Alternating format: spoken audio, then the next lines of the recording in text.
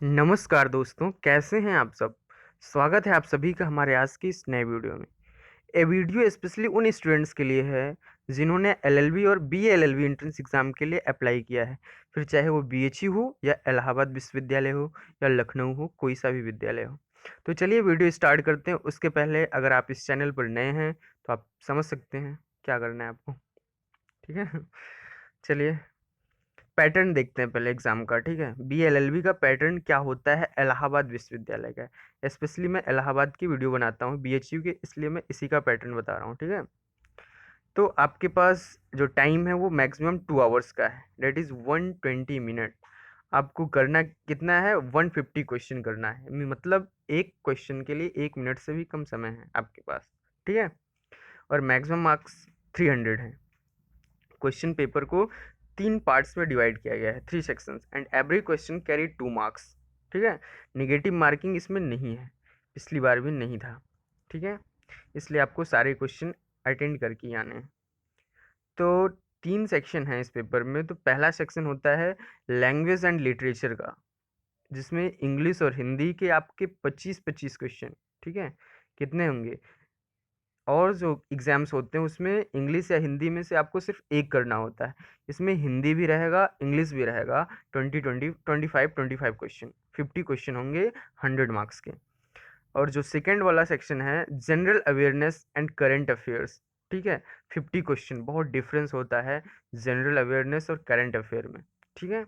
तो 25 क्वेश्चन इसके होंगे, 25 क्वेश्चन उसके हो सकते हैं। दिया नहीं गया है ऑफिशियली कुछ भी इस सेक्शन में कि 25 इसके होंगे कि 25 उसके होंगे। तो इसमें कुछ कम ज़्यादा भी हो सकता है, बट क्वेश्चन टोटल 50 ही रहेंगे इस वाले सेक्शन में, जो 100 मार्क्स का है। तीसरा क्वेश्चन है रीजनिंग, मेंटल एबिलिटी। तीसरा जो सेक्शन होगा reasoning, mental ability, legal aptitude. Reasoning mental ability मतलब एक ही बात है, और लीगल एप्टीट्यूड अलग बात है। तो इसके 25-25 क्वेश्चन हो सकते हैं, ऐसा दिया नहीं गया है। टोटल 50 क्वेश्चन पूछे जाएंगे मेंटल एबिलिटी, लीगल एप्टीट्यूड को, लेकिन अब दोनों अलग अलग हैं, तो इसलिए 25-25 क्वेश्चन हो सकता है, थोड़ा बहुत कम ज़्यादा हो सकता है। और टोटल 100 मार्क्स के, ठीक है। सेक्शन में क्वेश्चन उतने ही रहेंगे, बट जो डिवीज़न है आपस में, उसमें किसी में 25 तो किसी में 28, तो कम ज़्यादा होता रहेगा, ठीक है।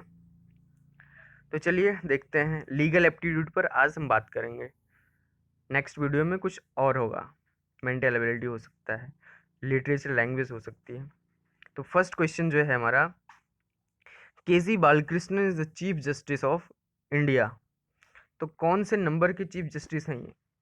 37, 37वें नंबर के केजी बालाकृष्णन, इनका पूरा नाम शायद ही कोई बता पाए। तो ये फर्स्ट जज ऑफ केरल, ठीक है। केरल स्टेट से ये पहले जज थे।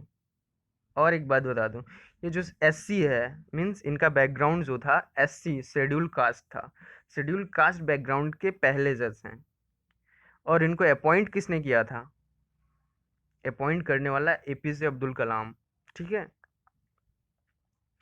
तो इम्पोर्टेंट क्वेश्चन है, कई चीज़ें इनसे जुड़ी हुई हैं, इसलिए इनके ऊपर क्वेश्चन पूछा जाता है। Next question, question number 2, the scientific study of law, that is jurisprudence, first started among romans, greek, europeans, arab। तो ऑप्शन ए करेक्ट है, हाईलाइटेड है रोमन्स, ठीक है। रोमन्स ने शुरू की थी साइंटिफिक स्टडी। इसका मतलब क्या होता है? जेरिस्प्रूडेंस, इसको लीगल थियरी भी कहते हैं। Legal theory is the study of law. Scientific study जो है वो उसका क्या सेंस है? साइंटिफिक स्टडी जो होती है provides deeper understanding of legal reasoning की, लीगल सिस्टम की, और लीगल इंस्टीट्यूशंस की। और क्या है इसका एक role, the role of law in society क्या है, ये भी हमको साइंटिफिक स्टडी से पता चलता है। इसकी स्टार्टिंग रोमन्स ने की थी। Option A is correct. Next question, question number 3, who propounded the legal theory called utilitarian individualism। ये वेंथम है, ग्रेजुएशन में बहुत ज़्यादा पढ़ने को मिलेगा ये। वेंथम है, ठीक है। वेंथम के बाद आते हैं Mill, Stuart Mill, John Stuart Mill, वो इसके आगे वर्क करते हैं। तो इन दोनों ने मिलकर ये थियरी प्रोड्यूस की है, यूटिलिटेरियन इंडिविजुअलिज्म। ये इस थियरी में होता क्या है?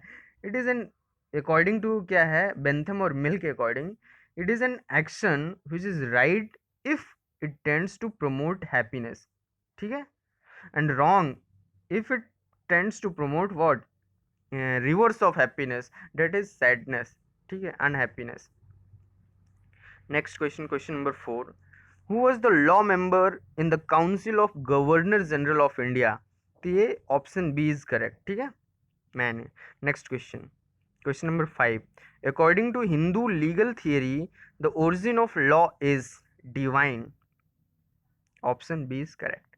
नेक्स्ट क्वेश्चन, क्वेश्चन नंबर 6, ये आपको बेसिक क्वेश्चन मिल रहे हैं, ठीक है, आगे जो है और क्वेश्चन क्रिटिकल होते चले जाएंगे, ठीक है, नेक्स्ट वीडियोस में ट्रेंडिंग क्वेश्चंस आएंगे, हु और पूछे ट्रेंडिंग क्वेश्चन ही जाते हैं एग्जाम्स में, ठीक है।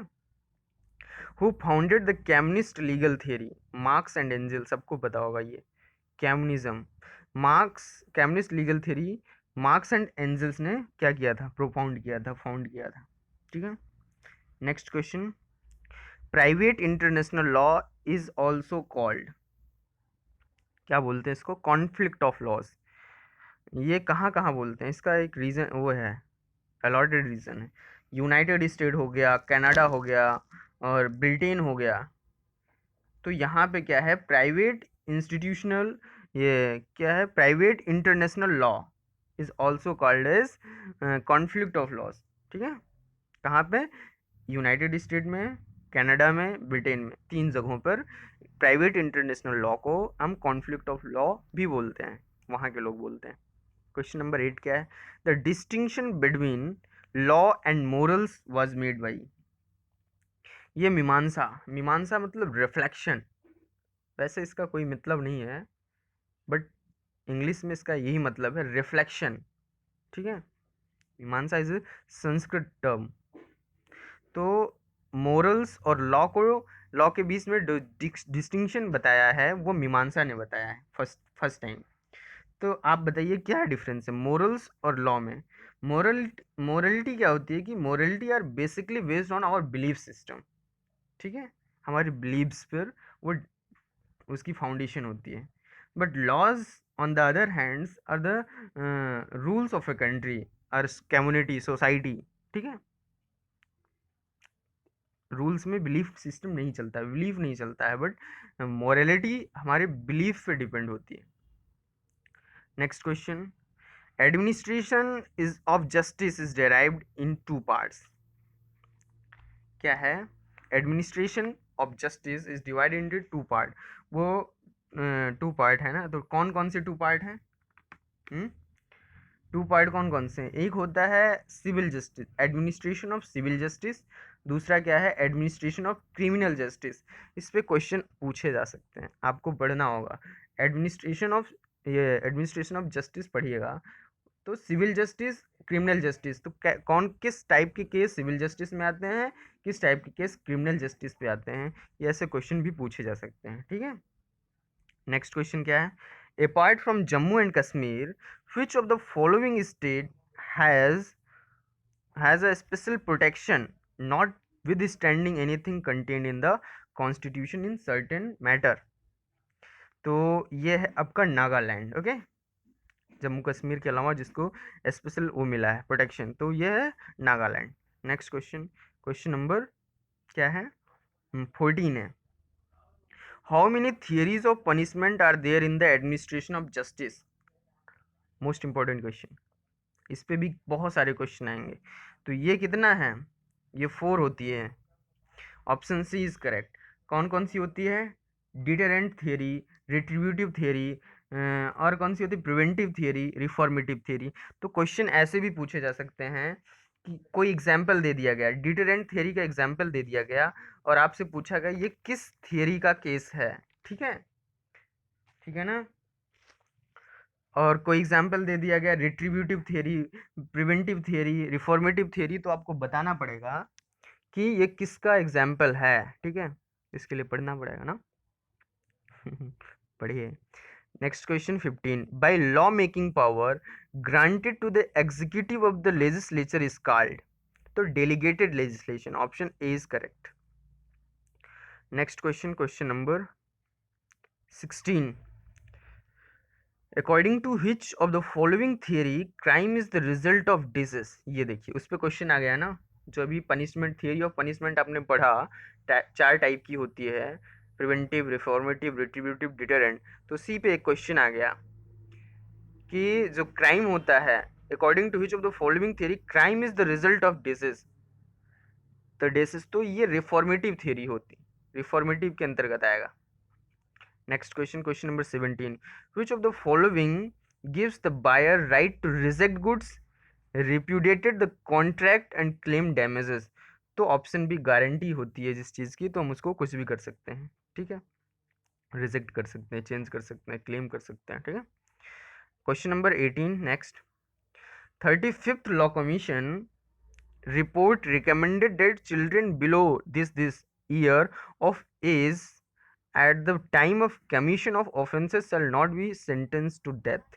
तो उनकी एज, जो 35वां लॉ कमीशन की रिपोर्ट थी, उसने क्या किया था कि 18 साल से जो कम होंगे उनको सेंटेंस नहीं दिया जाएगा, ठीक है। तो ये बताइए आप, ये रिपोर्ट कब आई थी? मैं ही बता देता हूँ, 1967 में रिपोर्ट आई थी, ठीक है।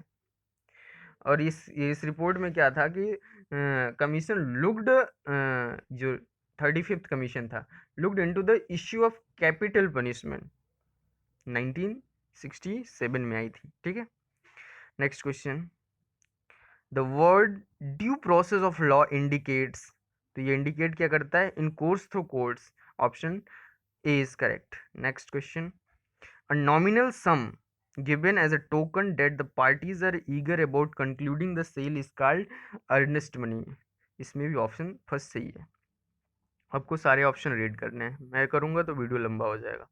An eye for an eye and a tooth for tooth, गले के बदला जान के बदले जान, सॉरी, जान के बदले जान। तो ये किसके अंतर, ये उसी पनिशमेंट वाली थियरी पे क्वेश्चन है, ठीक है। तो रिट्रीब्यूटिव थियरी के अंतर्गत ये आएगा केस, ठीक है। An eye for an eye and tooth for a tooth, जान के बदले जान। Next question, question number 22, a doctor has relationship with his patient.